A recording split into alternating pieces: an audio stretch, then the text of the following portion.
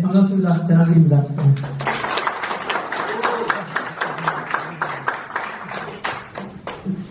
네, 이제 좀 방송이 겹쳐가지고 좀 늦어서 죄송합니다. 먼저 오늘 와보니까 사실 국회 국민저항권이라는 어떻게 보면 굉장히 무거운 그런 주제를 가지고 이 자리에 마이크를 들게 됐는데요. 저는 법 전문가가 아닙니다.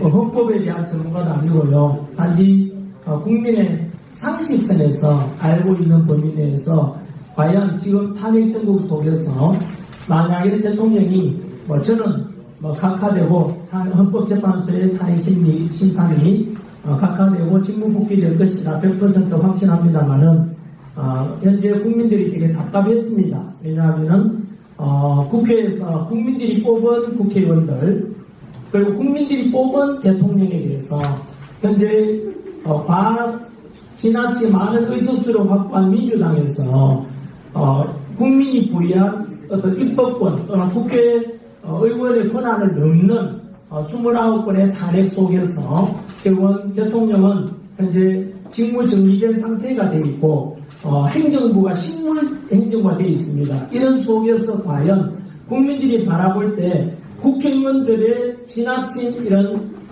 권력 행사가 과연 국민들이 부여한 국회의원들의 선을 넘는 건 아닌지 너무나 국가가 지금 행정부가 마비된 상태에서 대통령도 없고 국무총리도 없고 국방부 장관도 없고 또 행안부 장관도 없고 이런 상황 속에서 전쟁이 나면 어떡하나. 그래서 이 시국에서 현재 국민들은 다 불안해하는 상태에서 국민들은 무엇을 할 수 있는가. 우리도 분명히 대한민국은 우리 국민이 주인이지 않습니까? 그런 속에서 다들 의구심을 품고 있고 다들 그래서 이런 주제가 국민 제한권에 대한 것도 한 번쯤은 이슈가 되고 이렇게 해서 논의하는 것도 국민들의 알 권리 또는 국민들에게 궁금해하는 것에 대해서 또는 전문가분들이 해야 될 마땅한 역할이라고 저는 생각을 합니다. 그래서 오늘은 한 번 더 말씀드리지만 저는 법 전문가가 아닙니다. 국민 상식선에서 제가 알고 있는 상식선에서 말씀드리면 대한민국 헌법의 1조는 다 알다시피 대한민국 민주공화국이고 모든 주권은 국민에게 있고 권력은 국민으로부터 나온다. 이게 헌법 1조 내용입니다. 그래서 이 헌법 1조에 근거해서 말씀드리면 현재 모든 국민들이 생각은 하고 있지만은 우리가 주권 행사할 방법이 마땅히 있는가? 투표를 통해서 국회의원 뽑고 투표를 통해서 대통령 뽑고 그것이 다인데 이렇게 뽑아나온 국회의원들과 대통령이 우리 뜻하는 대로 아닌 다른 방법으로 가고 있으면 어떡할 것인가에 대해서 헌법에는 나와 있지만 우리 국민 제한권에 대한 사전적인 의미를 제가 말씀드리겠습니다. 국민 제한권이라는 것은 바로 국민이 주권에 대해서 중대한 도전을 받고 그런 속에서 마지막 헌법 보호수단이자 기본권 보장 최후의 수단으로서 국민의 권리, 자유를 지키기 위해서 실력으로 제한하는 것, 이게 바로 저항권에 대한 사전적인 의미입니다. 그러면은 현재 대한민국은 현재 헌법으로 현재 국가의 여러 시스템으로서는 도저히 해결할 수 없는 심각한 상황이라에 대해서 한 번쯤은 생각해 봐야 되지 않겠습니까? 국민 제한권을 과연 행사하는 것이 정당한가에 대한 그런 상황에 대한 판단이 돼야 되지 않겠습니까? 다들 아시다시피 지금 현재 대한민국 대통령은 현재 국회에서 탄핵 의결을 가결시켜서 헌법재판소에서 탄핵 심판을 지금 기다리고 있는 중입니다. 그리고 이 비상기업을 계기로 해서 일어난 이 현재 상황에 대해서 돌아보면은 왜 비상기업을 선포했는가 원인이기도 한데요. 국회 알다시피 다수 의석을 확보한 민주당에서는 무려 29번의 탄핵이 있었습니다. 그 29번의 탄핵을 알고 나면은 이거는 심각한 그냥 단순한 탄핵이 아닙니다. 심지어 감사원장을 탄핵했지 않습니까? 감사원장에 대한 탄핵 사유가 뭡니까? 바로 전 정부 문재인 정부 때 바로 우리 청와대 그 당시에 무슨 실장이었죠? 실장인데 정의용 실장에 대해서 안보실장이었죠. 그 중국에다가 우리나라 1급 군사 비밀인 사드 배치에 대한 정보를 중국에다가 넘겨준 것에 대한 의혹이 있어가지고 감사원에서 감찰을 하려고 하는데 그것을 막은 게 바로 민주당입니다. 그게 탄핵 사유입니다. 과연 이게 국민들의 하여금 민주당의 부양 또는 입법부의 부양 권한이 맞는지, 그러면서 감사원은 지금 중단되어 있는 상태 아닙니까? 두 번째, 바로 검사에 대한 탄핵입니다. 쉽게 말하면 이재명 범죄에 대해서 검사가 그 범죄 혐의를 수사하려고 하니까 검사를 탄핵시켰습니다. 이것은 국민들이 부여한 권한에 정면으로 위배될 겁니다. 어떻게 범죄자를 수사하고자 하는 검찰을 탄핵한다는 것은 도저히 있을 수 없습니다. 뿐만 아니고 법무부 장관에 대한 탄핵 사유는 바로 이재명을 째려봤다고 해서 탄핵시켰습니다. 이거는 초등학생이 들어도 웃을 만한 일이고 이거는 도저히 납득이 되지 않는 그런 탄핵 사유일 겁니다. 그로 인해서 행정부는 현재 국가 시스템이 마비되어 있다고 말해도 과언이 아닙니다. 덧붙여서 다들 아시다시피 대통령에 대한 예산, 바로 특활비에 대해서 80억 정도 되는 특활비를 민주당에서는 예산을 빵원으로 만들었습니다. 그 말은 결국은 대통령으로 하여금 직무를 그만하라는 뜻입니다. 이것은 국민이 뽑은 대통령이자 또 국민이 뽑은 행정부 수반에 대한 정면 도전이라고 봐야 됩니다. 쉽게 말하면 대통령 하지 말라는 뜻입니다. 이것을 바라보고 있는 국민들은 심정이 어떻겠습니까? 뿐만 아니고 비상기업 대결에서 대통령에 대한 탄핵 소추를 의결했지 않습니까? 그게 가장 큰 원인이 바로 내란 혐의고 비상기업은 곧 내란이다. 이렇게 등식을 성립시켜서 국민들에게 선동했지 않습니까? 하지만 비상기업은 내란이 아닙니다. 지금도 여전히 언론에서 민주당에서는 내란 수계, 내란 우두머리라고 해서 윤석열 대통령에 대해서 덮으시고 있지만 그건 거짓말입니다. 왜냐하면 비상기업은 헌법 77조에 보장된 대통령의 고유 권한입니다. 그러면 과연 비상기업이 곧 내란이 되려면 바로 내란이 될 수 있는 이유가 있어야 되지 않겠습니까? 그 이유로서 지금까지 우리한테 우리가 또는 알고 있는 상황은 바로 대통령이 비상기업을 선포했고 국회의사당에서 의원들이 비상기업 해제를 못하도록 의정을 막았고 북한을 문란시켰다라고 핑계를 그 이유를 댔지 않습니까? 그래서 내란이다라고 했지만 이미 드러났지 않습니까? 뭐냐면 바로 그 내란 그 혐의로 덮으시기 위해서 국회의원들이 비상기업 해제를 못하도록 의결 못하도록 국회를 끌어내라라고 했다라고 했는데 그것이 조작됐다니 드러났지 않습니까? 바로 특전사령관 박종건 특전사령관을 김병주 민주당 의원 그리고 부성장 그리고 박범계 민주당 의원이 미리 불러가지고 리허설 됐다고 이미 다 증언이 나왔습니다. 그리고 박종건 스스로 이미 음성 녹음도 이미 밝혀졌지 않습니까? 저쪽에서 자꾸 내란을 덮으시려고 한다. 어떡하겠냐 해서 결국 회유됐다는 것이 지금 이미 우리 헌법재판소에서 심리 과정에도 드러난 겁니다. 제가 새로운 걸 주장한다면 민주당처럼 고발하겠지만 이미 드러난 거를 제가 한 번 더 확인해 드리는 겁니다.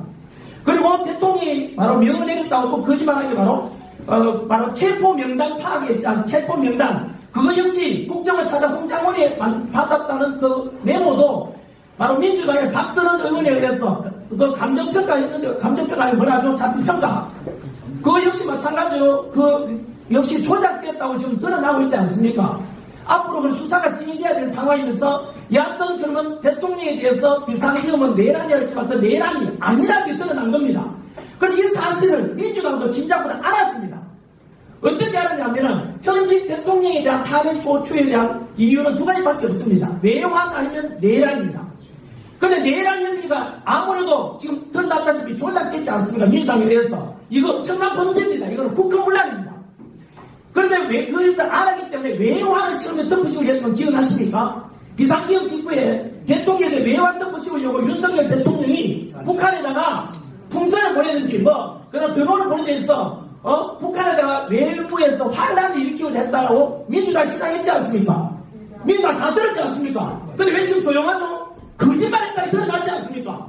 외환지 어쨌든 거짓말 드러났죠? 내란 혐의도 지금 거짓말 드러나고 있고 그것을 지난주에 주장만 아니고 바로 지난주에 있었던 3월 7일 금요일날 바로 현재 구치소에 구속되어 있던 윤석열 대통령에 대해서 바로 즉시 석방하라라는 서울중앙지법의 진기현 판사의 판결문에 보시면 뭐라고 나와있는지 아십니까? 석방 사유 민주당에서도 거짓말하고 있죠. 뭐라고 했냐면은 그 석방 사유는 구속 기간에 대해서 날짜로 하느냐 시간으로 하느냐에 대해서 오차 때문에 단지 구속 사유가 없었을 뿐인데, 그래서 곧 진행될 대통령의 헌법재판소의 탄핵 심판에 영향을 미치지 않는다라고 이야기했지만 그렇지 않습니다. 기현 판사의 판결문에 보시면 대통령 석방에 대한 사유를 보시면 첫 번째가 말씀드린 대로 대통령 구속에 대한 시간에 대해서 날짜가 아니라 시간에 대해서 그 오차도 있었고, 두 번째 뭐 나왔는지 아십니까? 대통령에 대해서 체포와 구속을 주되는 게 공수처입니다. 그 공수처에서 불법으로 수사했고 체포했고 구속했다라고 그게 나와 있습니다. 따라서 지경 판사의 판결문에 의하면 대통령의 모든 체포와 구속도 결국 불법이었다는 뜻입니다. 그리고 고민은 또 뭐라는지 아십니까? 세 번째 석방 사유에 보시면은 바로 내란죄에 대해서 불분명하다고 분명히 나와 있습니다.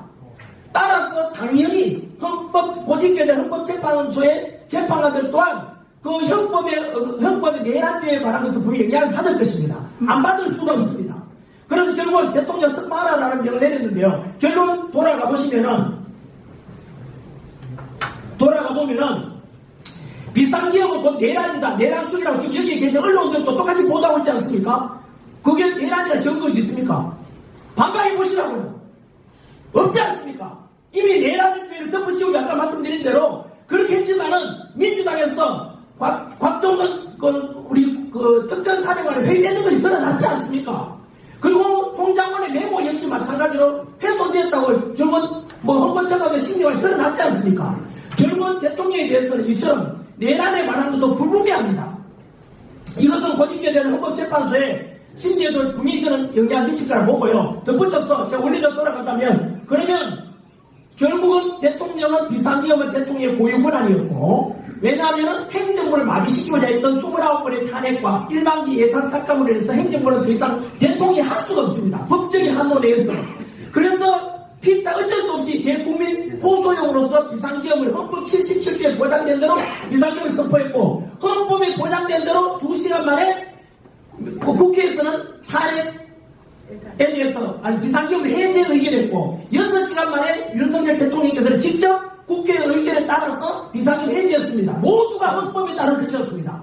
헌법 위반한 게 없습니다. 그렇다면은 이제는 돌아봐야 되죠. 누가 과연 내란을 일으켰는지, 누가 국가 시스템을 망가뜨렸는지, 그 민주당의 지신 겁니다. 내란에 대한 이것을 조작하거나 했다는 것을 이걸 어마어마한 두고 이거는 향후에 엄청난 파장이 됩니다. 이거는 있을 수 없는 짓을 한 것입니다. 감히 대통령에 대해서 내란 혐의를 덮으시고 했다고, 조작하려고 했다고, 이건 있을 수 없는 짓을 범죄를 저질 것을 생각합니다. 약간 거기에 근거해서 결국은 행정부를 마비되고 이런 속에서 국민이 할 수 있는 건 무엇이겠습니까? 국민이 할 수 있는 건 뭐겠습니까? 국회의원에게 부여한 우리의 권한을 넘어서 지금 행정을 마비시켰지 않습니까? 현재 국회의원들 우리가 소환할 수 있는 소환제도 없지 않습니까? 그럼 할 수 있는 게 뭐겠습니까? 결국은 국민의 저항권밖에 없다고 저는 생각합니다. 아까 말씀드린 대로 이 국민 저항권은 좀 듣기에는 공포감을 주지만은 이것은 바로 현재 국회에서 했던 금방 말씀드린 그런 사례들을 들어볼 때 우리는 민주공화국의 주인은 국민입니다. 우리가 주인입니다. 국민이. 우리 국민이 할 수 있는 권한을 행사해야 되는 정당한 권리 행사입니다. 그래서 마지막 우리의 자유를 보장받고자, 마지막 우리 기본권을 보장받고자 저는 저항할 수 있다고 저는 생각합니다. 그래서 어쨌든 이것은 이제 곧 있게 될 헌법재판소의 재판 심리 결정에 따라서 좀 달라질 수 있지 않겠습니까? 그래서 지난주에 있었던 서울중앙지법의 지기현 판사의 분명한 대통령 석방에 대한 결정문에 나와 있듯이 첫 번째는 공수처에서 이루어졌던 그 수사 자체가 내란 수사권이 없지 않습니까? 내란 수사권이 없는 공수처가 왜 수사를 했느냐, 그 자체가 무효라는 뜻입니다.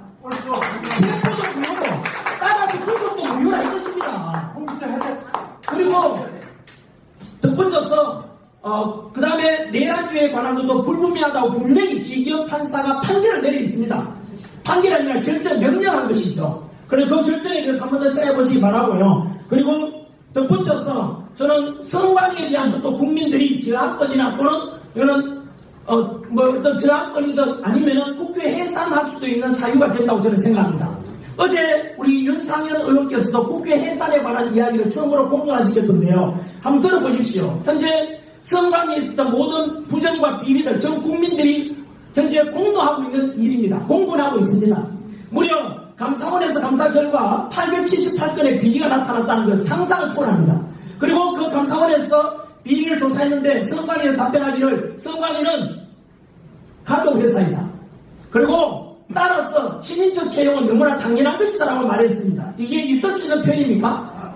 헌법 분명히 선관위라는 것은 우리 헌법에 보장된 기관이면서 거기에 소속된 사람들은 국민들의 공무원입니다. 국민들에게 세금을 운영한단 말입니다. 그런데 어떻게 우리 가족의 사람을 할 수 있습니까? 이거는 국민들의 권리를 완전히 박탈하는 선관위의 존재 자체를 그걸 부정하는 저는 발언이라 생각하고, 두 번째, 감사원에서 선관위의 그런 많은 문제에 대해서 지적했는데 헌법재판소에서 권한쟁의 심판 내리기를 독립기관인 선관위에 대해서 감사원이 감사를 하는 것은 감찰하면 잘못되었다 하면 안 된다고 했습니다. 있을 수 없는 일입니다. 어떻게 도둑놈 집단인 선관위에 대해서 내부적으로 감찰하라고 해결이 됩니까? 이게 해결될 수 있는 일입니까? 그러면 선관위는 외부의 어느 누구로부터 감사받지 않고 국민으로부터 감시받지 않는다면 그거는 우리의 저는 민주주의에 대한 도전이라고 저는 봅니다. 헌법을 위반했다고 생각이 듭니다. 그래서 더 국민들을 화나게 만든 것은 왜 그러면 헌법재판관들은 그런 재판을 내렸을, 심판을 내렸을까? 바로 한통속입니다. 선관위원들도 판사입니다. 그리고 현재 헌법재판관 중에서 6명이 선관위원장 출신입니다. 이 말은 선거관리위원회도 바로 그 전부 다 판사들이 주도하고 있고, 헌법재판소도 판사들이 하고 있고, 그리고 우리가 부정선거에 대한 건 우리가 소송 제기하면 그 심판도 역시 판결도 사법부가 합니다. 셋 다 판사라는 뜻입니다. 이것도 마찬가지로 다음에 헌법이 바뀐 다음에 반드시 개정돼야 될 문제입니다. 그래서 결국 선관위도 판사, 헌법재판소도 판사, 국민들이 할 수 있는 권한이 아무것도 없습니다. 지금 국민들이 뭐합니까? 이런 거에 대한 문제도 지적하면서 연장선에서 저는 부정선거에 대한 이야기도 또다시 이야기 안 할 수가 없습니다. 왜냐하면 민주주의에서 국민이 주권을 가지고 주권 행사하는 가장 중요한 것이 바로 투표입니다. 그래서 선거에 관한 문제는 우리 주권 행사의 가장 중대한 문제이기 때문에 단 한 건의 부정이나 비리나 의심을 사서도 안 됩니다. 그럼에도 불구하고 지금까지 있던 부정선거와 그리고 선관위의 아까 말했던 878건의 비리 말고도 선관위가 저질러왔던 일들에 대해서는 그동안 부실한 바로 투표함 관리, 그리고 해킹이 위험성이 높은 보안이 너무나 취약한 바로 관리, 서버 관리, 그런 것에 대해서 윤석열 대통령은 심지어 비상계엄 선포 이유 중에 하나가 바로 이런 선관위에 많은 의혹과 문제가 있는데 감사원의 감사도 안 받는다고, 국정원의 조사도 안 받는다 하지 않습니까? 그리고 선관위에서는 공보관을 통해서 다 받았다지만 거짓말입니다. 분명히 다른 건데 거짓말입니다. 부정선거에 관한 것은 단 한 번도 조사받은 적이 없습니다. 그래서 이 속에서 저는 더 충격적인 통계 자료가 있습니다. 제가 부정선거에 관한 의혹, 이런 저만 제시한 게 아닙니다.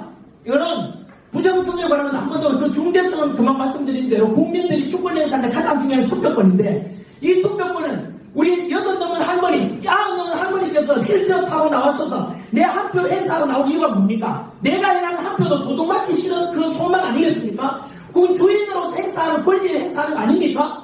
그것이 절대 훼손돼서 안 될 것입니다. 하지만 그동안 우리 선관위에다가 부정선거에 대한 것을 170여 건 부정선거 의혹에 대해서 우리가 소송을 제기했었고 그중에 150건이 전부 다 패소했습니다.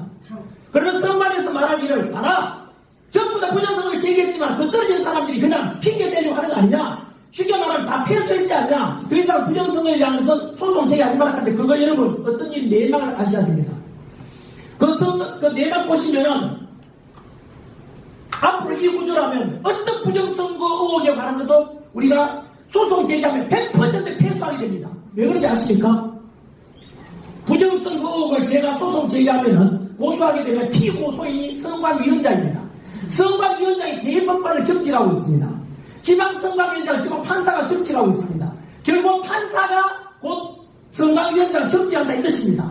쉽게 말하면 판사는 중간에서 심판을 제대로 판결해줘야 될 건데 선관위와 한 통속이 돼 있듯입니다. 여러분 제대로 재판이 되겠습니까? 그동안 부정선거 의혹 제기해서 폐쇄된 사람들 이야기 들어보십시오. 이미 유튜브라는 이런 새로운 미디어를 통해서 드러난 게 너무 많습니다. 저는 오늘 첫 번째 제기하고 싶은 것은 부정선거 이야기만 하면 음모론이라죠. 음모론이라고 하는 사람은 무지해서 그렇습니다. 저도 원래도 그랬습니다. 저도 원래는 음모론 아닌가? 아까 말씀드린 대로 부정선거 의혹 제기하게 되면은 야 그거 선거에 제가 핑계대려고 하는 거 아니냐 연피용 아니냐라고 했지만 실제로 그렇지 않습니다. 너무나 많은 부정선거에 대한 의혹이 관한 것도 너무 많고 그것에 대해서 저는 공론화시켜서 두 번째 서버 관리 너무나 부실합니다. 그리고 세 번째 사전 투표에 관한 게 너무 깜깜합니다. 예를 들어 보십시오. 재난길이가 부정선거 의혹이 있다. 우리 대한민국도 대만처럼 수개표하고 수장으로 투표하고 수개표하고 수장으로 집계하자 그랬지 않습니까? 그런데 언론에서는 제 말을 잘라가지고 야 대한민국에 전부 다 수개표하고 다 하는데 왜 그러냐 전자개표 하지 않는데? 라고 하더라고요. 여러분 거짓말입니다. 여러분 우리나라에 선거는 크게 투표 세 종류가 있습니다. 당일 선거 때는 그나라 강당 같은 데 모이가 개표 같이 하지 않습니까? 수작업합니다. 저희 아내도 공무원으로서 가서 거기에 작업 참여하니까 저 다 알고 있습니다. 하지만 거기서는 분위기 잘 생각이 쉽지 않습니다. 왜? 다 보고 있으니까요. 하지만 집계와 그 다음 일상은 전산으로 진행됩니다. 제가 문제 제기하는 것은 뭐냐면은 바로 사전투표입니다. 사전투표 두 종류가 있습니다. 관내 투표와 관외 선거 투표가 있거든요. 관내라는 것은 내가 선거 당일날 여행 가겠다. 그날 내가 분열 중이니까 미리 그 장소에 가서 투표하는 곳에 투표하는 겁니다. 이게 관내 선거고 사전선거. 관외 선거라는 것은 아예 해외에 가 있거나 이럴 때 우편으로 보내는 겁니다.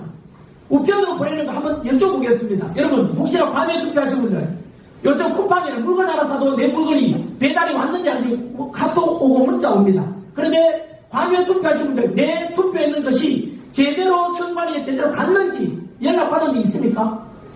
그거 택배 보낼 때 경찰이 다 참관합니까? 안 하잖아요. 전환길이 아니라 전두길, 전삼길, 전사길 투표했다고 알 수가 있습니까? 그걸? 모르잖아요.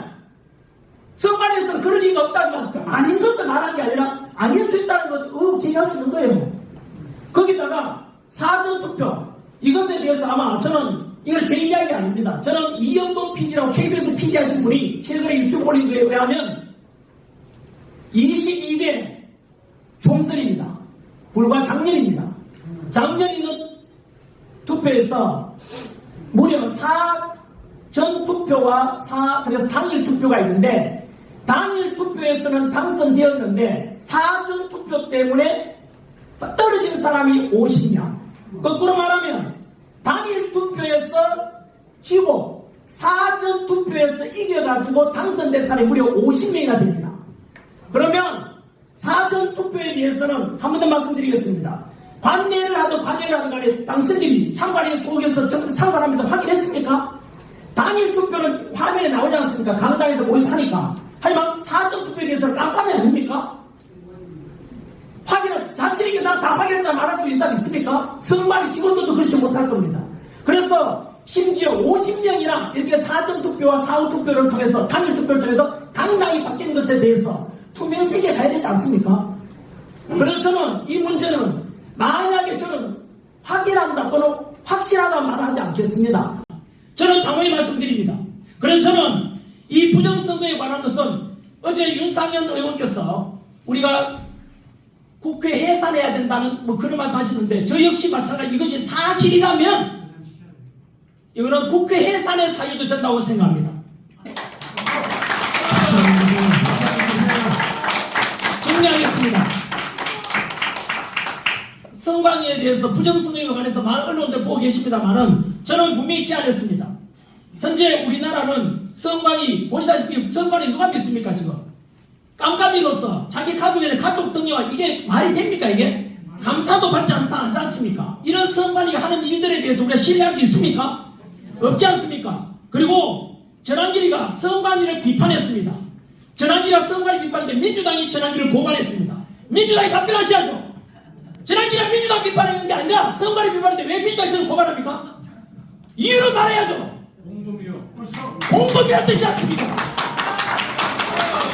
첫 번째로 국민의힘에서 사전선거 없애자 우리 다시 선거에 대해서 우리 선거 제도를 개선하자고 법률안을 제시했는데 민주당 답변하셔야죠. 이대로 듣고 갈 것입니까? 여러분, 이거는 국민이든 선관위 직원이든 여당이든 야당이든 향후 우리가 공정한 투표를 위해서는 어느 누구를 막론하고 우리가 문제 있으면 부실하면 안 되지 않습니까? 다음에 대선하든 총선하든 지방선거를 하든 간에 다 공개적으로 하고 보다 신뢰 있는 선거제도를 개선해야 되지 않습니까? 이걸 듣고 가자 한다면 그 듣고 가자는 그 당은 그 사람은 범인입니다. 부정선거 저지르다는 뜻이지 않습니까? 이렇게 부실 의혹이 많은데 왜 개선하지 않습니까? 저는 제가 생각하는 대안은 이렇습니다. 처음에 이미 2달 전에 제가 제안한 것처럼 대만식 선거를 제안합니다. 대만은 전 세계 IT 강국이다. 반도체 수출 1등 국가지만 절대 전산하지 않습니다. 초등학교 반장 선거하듯이 그 자리에서 투표하고 투표함 이동 없이 그 자리에서 캠프하고 참관인 보는 데서 그 자리에서 투표함 이동 없이 집계까지 다 합니다. 왜 투표함 이동하지 않겠습니까? 혹시라도 있을 수 있는 부정의혹을 사전에 방지하고 두 번째 왜 전산을 안 하겠습니까? 못하는 게 아닌데 안 하지 않습니까? 왜 안 하겠습니까? 전산하는 것은 중간에 아까 박성현 교수가 이야기한 것처럼 통계상에 누군가가 해킹을 통해서 의도적으로 조작할 가능성이 있기 때문에 절대로 사전에 그런 부정의 가능성을 없애고 차단하기 위함 아니겠습니까? 대만처럼 불과 우리 포럼 전에 독일도 역시 수작업을 합니다. 독일의 유권자가 5,300만 가까이 돼 5천만이 넘는데 그거 수작업으로 개표하는데 8시간 만에 다 했답니다. 여러분 독일도 역시 선진국인데 왜 그만 전산화하지 않겠습니까? 바로 이겁니다. 민주주의의 근간은 선거고 그 주권 행사는 가장 중요한 말이 바로 투표 선거인데 그 선거만큼은 가장 공정하고 가장 국민들이 설득력 있는 쪽으로 가야 되지 않습니까? 따라서 우리는 다음에 어떤 선거가 있더라도 그 되기 전에 저는 절대로 전산하지 말고 우리 국민들 기다리고 있지 않습니까? 그냥 수개표 그 자리에서 반장 선거하듯이 그렇게 하자는 것을 제안하고 우리가 사전투표에 대해서 보십시오. TV 보다 보면 A 후보, B 후보, 유력 또는 뭐 이렇게 나오지 않습니까? 근데 한참 개표하다가 사전투표 통계가 탁 나오잖아요. 그 사전투표 통계자를 본 사람 있습니까? 모르잖아요. 그냥 TV 나올 때 받아들이잖아요. 그래서 아까 이영도 PD가 지적한 대로 이거는 어마어마한 사건입니다. 그분이 단순히 우기는 게 아니라 통계 자료를 가지고 밝히고 있습니다. 통계를 해보니까 당일 투표에서 떨어졌던 사람이 사전 투표를 통해서 합산해보니까 당선으로 바뀐 사람이 50명이에요. 50명. 이런 것에 대해서 언제까지 우리가 음모론이라고 언제까지 부정할 것입니까? 저는 한 번 더 말씀드립니다. 여당이든 야당이든 국민이든 선관위 직원이든 간에 이제부터는 우리 대한민국 선거제도를 바꿔가야 되지 않겠습니까, 여러분? 여기에 누가 반발하겠습니까, 여러분? 반대하는 사람들 그저 반국가적인 사람이라고 생각합니다. 왜 부정선거 의혹 이렇게 많은데 불구하고 왜 개선 안 하려고 하는지 저는 이해가 되지 않습니다. 저는 대만식 이런 오직 투표만큼만은 그래서 8 넘은 할머니께서 100세 넘은 할머니께서 휠체어 나와서 그 한 표 행사하는 것을 절대로 도둑맞지 않도록 해야 될 겁니다. 경기도 파주 지역에 진동면이라는 면이 검색으로 나옵니다. 파주에서 21대 총선에서 거기에서 유권자 수보다 득표수가 더 많이 나온 사람도 있습니다. 여러분 이게 뭔지 아십니까? 옛날 3.15 부정선거하고 비슷합니다. 유권자 수보다 득표수가 더 많고 100세 넘은 사람이 그렇게 많이 나왔습니다. 왜 우리가 무기랍니까? 여러분 이거는 증거입니다. 증거. 이게 무슨 음모론입니까? 한 번 더 음모론이라 주장하는 사람은 무식하거나 애써서 외면하려는 둘 중에 하나일 겁니다. 저는 국민들이 다 알기를 바랍니다. 저는 진실을 알리고 싶습니다. 여하튼 이야기가 좀 길어서 죄송합니다만은 첫 번째 드린 말씀은 국민 제한권 차원에서 과연 지금 우리 국민이 부여한 국회의원들의 권한을 넘어서 행정부를 마비시키고자 하는 29번의 탄핵, 그 탄핵 속에는 국가 시스템을 중단시키고 대통령 특활비를 빵원 만들었다는 것은 아예 대통령 직무를 못하게 하는 것입니다. 그것은 국민이 국회의원에 부여한 권한이 아닙니다. 그것은 국민이 뽑은 윤석열 대통령에 대해서 마찬가지로 그것은 국가 시스템을 국민에 대한 주권에 대한 정면 도전이라고 저는 생각합니다. 한 번 더 현재 윤석열 대통령 비상기업이 곧 내란은 아닙니다. 맞습니다. 절대로 그렇습니다. 여기 여러분들께 묻겠습니다. 우리 중학교 때 배운 사회 지식을 활용하면은 중학교 때 배웠습니다. 어떤 범죄에 대해서 형으로 확정되지 않을 때까지는 무죄 추정의 원칙이 있다고 들었습니다. 이미 이재명 야당 대표는 이미 여러 범죄 여기대가 있고 현재 대북 송금에 관한 거 북한에 돈 보내준 거 이거는 유엔 제재 위반이고 미국의 독자적인 제재 위반 제재 대상이 됩니다. 여러분 하지만 우리 이재명에 대해서 우리가 범죄자 이런 말 잘 안 하지 않습니까? 왜요? 아직은 재판에 2심에 앞두고 있기 때문에 확정되지 않아서 말하지 않습니다. 그에 비하면 윤석열 대통령 아직 1심도 판결하지 않았습니다. 그런데 왜 내란이라 합니까? 거짓말 아닙니까? 거짓말이지 않습니까? 그런데 내란이라고 내란 속이라고 누구라고 보도를 언론상에 있다면 민주당 떠나버립니다. 왜요? 민주당 똑같은 말 하지 않습니까? 그건 거짓말로 국민을 선동하는 것입니다. 다시는 언론에서 민주당도 마찬가지 내란이라는 말을 쓰면 하면 안 되는 것입니다. 덧붙여서 전에 윤석열 대통령의 내란은 서울중앙지법의 지기현 판사께서 분명히 판결했습니다. 분명히 판결이 아니라 분명히 명령 결정을 했습니다. 이거는 공수처에서 체포, 수사권 없는 공수처 체포하고 영장 그리고 또 우리 구속한 것은 잘못됐다고 이야기했습니다. 내란에 관한 것도 아직 확정되지 않았다고 분명히 이야기했습니다. 반면에 민주당이 윤석열 대통령에 대해서 내란 외환죄를 덮으시고자 했던 그 북한을 동원한 외환죄 덮으시고자 했던 거짓말로 드러났습니다. 또한 내란죄 덮으시고자 했던 것도 아까 말씀드린 대로 민주당 의원들과 의원들이 박종건 특전사령관을 이렇게 회유해가지고 역시 말에 이거 조작됐다라고 조작될 가능성이 크다고 이미 헌법재판소에서 심리과정에서 나왔고 또 홍장원 국정차장이 메모에 있는 것도 마찬가지로 박선원의 국회의원 민주당 박선원 의원하고 필적이 비슷하다는 이야기 이미 많이 나왔습니다. 이런 속에서 윤석열 대통령에서 외란죄 덮으시고도 거짓으로 끝났고 내란죄 덮으시고도 역시 지금 허구가 드러나고 있는 것입니다. 모든 국민들은 알아가고 있습니다. 이 속에서 정리드리면은 과연 이런 속에서 우리가 국회를 국민 입장에서 우리 주권을 가져온 국민인데 국회의원들이 이렇게 마구잡이로 탄핵하고 그것도 국민 세금을 하지 않습니까? 이런 것을 과연 국민들이 허용을 해야 될지에 대해서 저항권에 대해서 한번 좀 논의해야 한다고 생각하고 끝으로 선관위에 수많은 부정과 비리가 있고 그리고 바로 통합선거인명부도 오픈하자 해도 안 하지 않습니까? 서버도 오픈 안 하지 않습니까?